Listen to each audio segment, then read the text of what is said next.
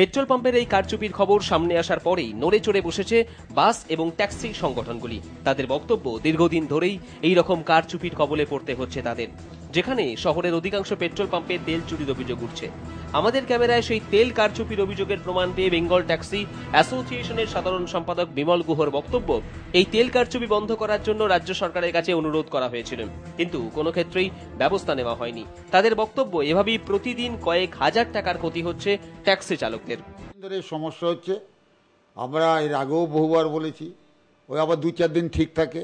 এর সাথে তো একটা অনেকে যুক্ত আছে, শুধু পাম্প না, পাম্প যারা ইন্সপেকশন আছে তারাও যুক্ত আছে। কেউ যেই চেকিংয়ে আসবে সেই যদি জড়িত থাকে তা আপনি ধরবেন কি করে? একমাত্র উপায় হলো মেজর ক্যান। পরিবহন মন্ত্রী জানে এটা পরিবহন মন্ত্রী যখন পরিবহন মন্ত্রী আমাদের ট্রেডে যখন ছিল তখন উনিও জানতেন। এটা আমরা জানাবো, আজকে হাতে নাতে প্রমাণ হয়ে গেল।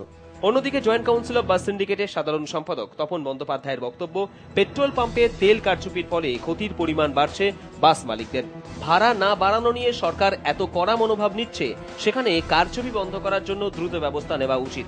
এছাড়া তার বক্তব্য, পেট্রোল পাম্প মালিকদের এই কারচুপির জন্য প্রতি মাসে 12 থেকে 15,000 টাকার ক্ষতি হচ্ছে বাস মালিকদের। আমরা রাজ্য সরকারকেও বলেছি যে কিন্তু আমরা জ্বালানিটা প্রতিদিন কিনি, আমরা ডিজেল কিনি, সেই পাম্পগুলো থেকেও ডিজেল যে পরিমাণ দেওয়ার কথা সেই পরিমাণ আমরা পাই না।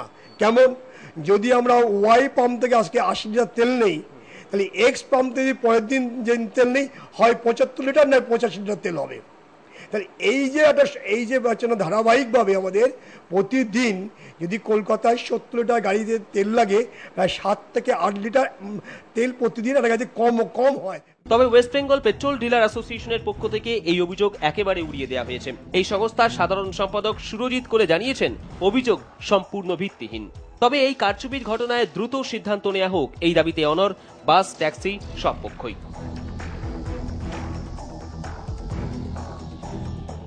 এইভাবে অন্যায়ভাবে ট্যাক্সি চালক কিংবা বাস চালকদের নাজেহাল করছেন পেট্রোল পাম্পের মালিকরা।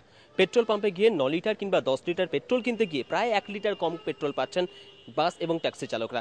তাদের অভিযোগ দীর্ঘদিনের, কিন্তু অভিযোগ করা সত্ত্বেও এর কোনো রকম সুরাহা হয়নি। তাদের অভিযোগ, এর পিছনে রয়েছে বড় মাথা, সে কারণেই বারবার অভিযোগ করা সত্ত্বেও কোনো রকম সুরাহা পাচ্ছেন না তারা। তাই পেট্রোল এবং ডিজেল কিনতে গিয়ে প্রায় 100 থেকে 150 টাকার অতিরিক্ত তারা টাকা দিয়ে আসছেন 10 লিটার পেট্রোল কিনতে গিয়ে।